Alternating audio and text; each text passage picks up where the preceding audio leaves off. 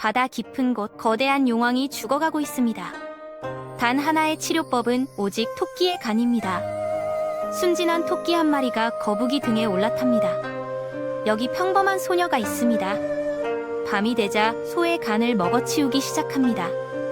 순식간에 9개의 꼬리가 펼쳐집니다. 하늘에서 아름다운 선녀가 내려옵니다. 나무꾼이 그녀의 옷을 훔칩니다. 여기 한 마리의 뱀이 있습니다. 갑자기 허물을 벗으며 완벽한 남자가 나타납니다. 이 모든 이야기가 조선시대 진짜 민담입니다. 이 이야기들은 한 게임 안에서 새롭게 부활합니다.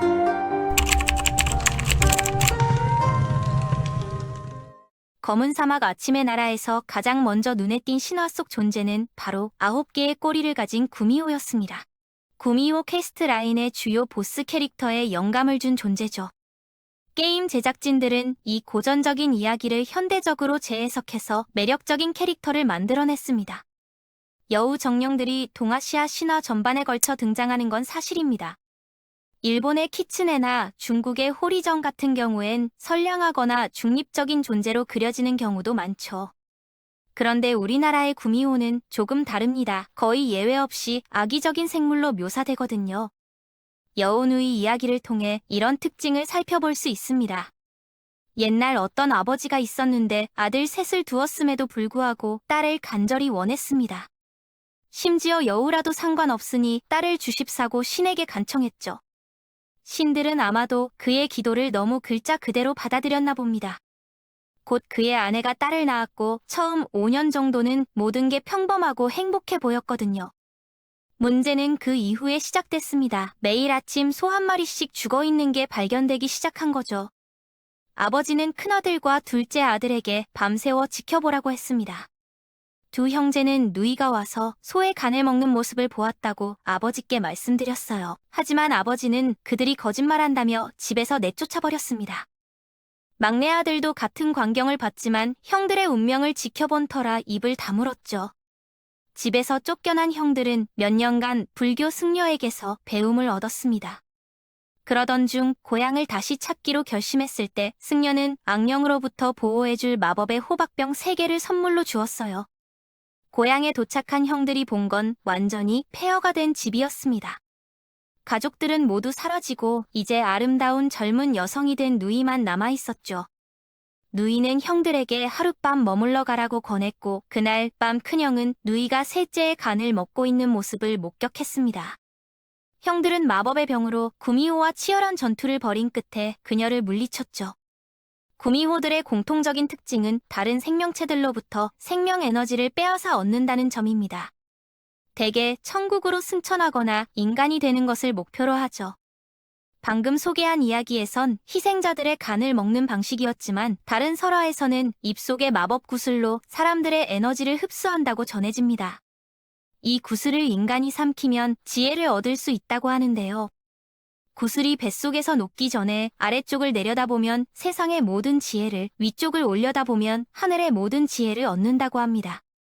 온라인 게임 검은 사막에서는 구미호 보스를 흥미롭게 재해석했습니다. 구미호 퀘스트 라인에서 만나게 되는 여우 정령 미우는 마법의 힘으로 병자들을 치료했던 존재예요. 하지만 이제는 마법 구슬을 잃어버리고 여우 사냥꾼들에게 복수하려고 합니다. 미운의 배경 이야기와 복수에 집착하는 이유를 알게 될수록 그녀에게 공감하게 될 거예요. 전통적인 구미호가 거의 예외 없이 완전히 사악한 사기꾼으로 그려졌던 것과는 큰 차이점이죠. 아침의 나라에서 개발진이 정말 잘했다는 걸 보여주는 또 다른 퀘스트 라인은 무당영전입니다. 발이라는 소녀를 중심으로 펼쳐지는 스토리인데 그녀의 실종이 그 지역의 다른 신비한 사건들과 어떻게 연결되는지 이야기가 전개되면서 알게 됩니다. 또 다른 신화 중 하나는 나무꾼과 선녀에 대한 유명한 이야기입니다. 가난한 나무꾼이 숲에서 일하던 중 사냥꾼에게서 도망치는 어린 사슴을 만났어요. 사슴이 도움을 간청하자 나무꾼은 그를 나무더미 속에 숨겨줬죠. 감사한 마음을 가득 담아 사슴은 나무꾼에게 숲속 비밀 호수에 대해 말해줬습니다. 매월 보름달 밤마다 하늘에서 선녀들이 목욕하러 내려온다는 거였죠. 나무꾼은 그곳에 가서 가장 어린 선녀의 옷을 몰래 가져왔습니다. 그 옷이 없으면 선녀는 다시 하늘로 올라갈 수 없었고 밤이 끝나자 불쌍한 여인은 동료들에게 버려져야 했어요. 나무꾼은 선녀에게 결혼을 제안했고 다른 선택이 없던 선녀는 수락했습니다. 두 사람은 행복하게 결혼해서 함께 아이들을 낳았지만 나무꾼의 아내는 항상 하늘에 있는 고향으로 돌아가고 싶어 했습니다.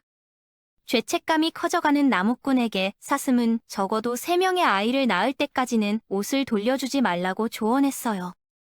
하지만 둘째 아이를 낳은 후 그의 양심은 더 이상 견딜 수 없었고 결국 아내에게 옷을 돌려줬습니다. 아내는 즉시 옷을 다시 입고 두 아이를 품에 안은 채 하늘로 다시 올라갔습니다. 상심한 나무꾼이 사슴에게 자신의 경험을 이야기하러 숲으로 돌아가자 사슴은 그에게 선녀들이 이제 직접 내려가지 않고 양동이만 내려보낸다고 말했어요. 나무꾼은 다음 보름달 밤에 그곳으로 와서 양동이 중 하나에 몸을 숨겼습니다. 그렇게 천국으로 끌어올려져 가족과 기쁘게 재회했죠. 모든 것이 다시 잘 풀리는 듯 했습니다. 나무꾼이 어머니가 그리워지기 시작할 때까지는 말이에요. 아내에게 집으로 잠시 다녀올 수 있는지 물어보자 선녀는 마지못해 날아다니는 말을 그에게 주었습니다. 하지만 말에서 내려 땅을 밟는 순간 2번 다시 돌아올 수 없다고 일러주었어요. 말에서 절대 내려서는 안 됐죠. 이걸 명심하고 나무꾼은 지시받은 대로 말 위에 머물며 어머니와 시간을 보내기 위해 내려갔습니다. 집으로 내려와 어머니를 만난 나무꾼은 울며 어머니께 앞으로 다시는 뵐 수 없어요. 불효를 용서하시고 부디 만수무강하세요. 라고 말하자 어머니는 아들을 2번 다시 볼 수 없다는 생각에 자식에게 마지막으로 먹일 호박죽을 건네주었어요. 그런데 슬퍼하던 나무꾼 때문에 뜨거운 죽이 말의 등에 떨어지자 말이 놀라서 일어섰고 말은 나무꾼을 땅에 떨어뜨린 다음 그를 남겨두고 날아가 버렸어요. 그는 아내와 아이들과 영영 헤어지게 됐고 다시 한번 절망에 빠졌습니다. 나무꾼은 외로움 속에서 죽었고 그의 영혼은 숱하게 깃들어 하늘을 향해 울부짖을 때마다 그 소리가 들린다고 전해집니다. 한국 신화에서 나온 또 다른 독특한 초자연적 로맨스가 무당영전 퀘스트와 관련이 있는데 바로 뱀 남편의 이야기입니다. 아이를 원했던 노부부가 마침내 뱀을 낳았어요. 그냥 아기 뱀이었지만 아들이 뱀이라 해도 그들의 사랑을 막지는 못했습니다. 이웃집에 3딸이 있었는데 새로 태어난 아이를 보러 왔어요. 두 언니는 옆에 있기를 꺼려했지만 막내만은 달랐습니다. 결혼할 나이가 되었을 때 부모님이 자매들에게 누가 뱀과 혼인할 것인지 물어봤고 오직 막내만이 관심을 보였죠. 결혼식 밤에 뱀 남편은 껍질을 벗어 그 안에서 잘생긴 청년이 나타났습니다. 신부는 이전의 흉측한 모습을 넘어볼 수 있었던 것에 대한 보상을 받은 거였어요. 남편은 아내에게 자신의 가죽을 안전하게 보관하고 다른 사람이 보거나 만지지 못하게 하라고 당부했습니다. 그러나 어느 날 남편이 출타했을 때 아내의 질투심 많은 언니들이 뱀 가죽을 발견하고 태워버렸어요. 남편은 아내의 약속이 깨졌다는 것을 감지하고 다시는 집으로 돌아오지 않았습니다. 아내는 사랑하는 이를 찾아 용서를 구하기 위해 긴 여행을 떠나면서도 도움이 필요한 사람들을 돕는 것을 소홀히 하지 않았어요. 결국 길에서 만난 이들의 도움으로 남편을 찾을 수 있었고 여행 이야기를 들은 남편은 그녀의 미덕에 감동해 부부는 재회하여 행복하게 살았습니다. 무당영전 퀘스트를 플레이하다 보면 이 두 이야기에서 빌려온 요소들을 즉시 발견하게 될 겁니다. 바리가 나무꾼과 선녀의 딸이고 아버지가 그녀를 폭포에 던지자 뱀으로 태어납니다. 한 노부부에게 입양된 후 인간 소녀로 변신했고요. 펄어비스가 별개의 신화들을 하나의 이야기로 엮어낸 방식이 얼마나 흥미로운지 보실 수 있을 거예요. 마지막으로 한국 신화인 토끼와 거북이 이야기를 들려드리고 마무리하겠습니다. 바다 밑에 사는 용왕이 있었는데 어느 날 끔찍한 병에 걸렸습니다. 신하들은 완벽한 건강을 되찾기 위해서는 토끼 간만 드시면 된다고 진단했죠. 거북이는 왕을 위해 토끼를 찾아 성실하게 수면으로 올라왔습니다. 토끼는 거북이 등을 타고 용왕의 멋진 수중 왕국으로 내려갔습니다. 그런데 막상 도착해서야 토끼는 자신이 용왕의 치료용으로 끌려온 것임을 알게 됐죠. 똑똑한 토끼는 재빨리 꾀를 냈습니다. 자신의 간을 집에 두고 온 친구라고 거짓말한 거예요. 거북이는 토끼의 말을 믿고 다시 수면으로 끌어올렸습니다. 거북이가 토끼를 다시 수면으로 끌어올리자마자 토끼는 거북이 등에서 뛰어내려 숲으로 달려가 다시는 보이지 않았습니다. 이 이야기가 검은 사막과 어떻게 연결되는지 궁금하시다면 바다 궁전 여름을 확인해 보시면 됩니다. 지금까지 조선시대부터 내려온 한국 민담 속 신비로운 이야기들을 함께 살펴봤습니다. 토끼의 간을 노리는 용왕, 가족을 잡아먹는 9꼬리 여우, 하늘에서 내려온 선녀, 그리고 뱀 껍질 속에 숨겨진 완벽한 남자까지. 이 모든 이야기들은 단순한 괴담이 아닙니다. 우리 조상들이 500년 넘게 전해 내려온 지혜와 교훈, 그리고 상상력이 담긴 문화유산이죠.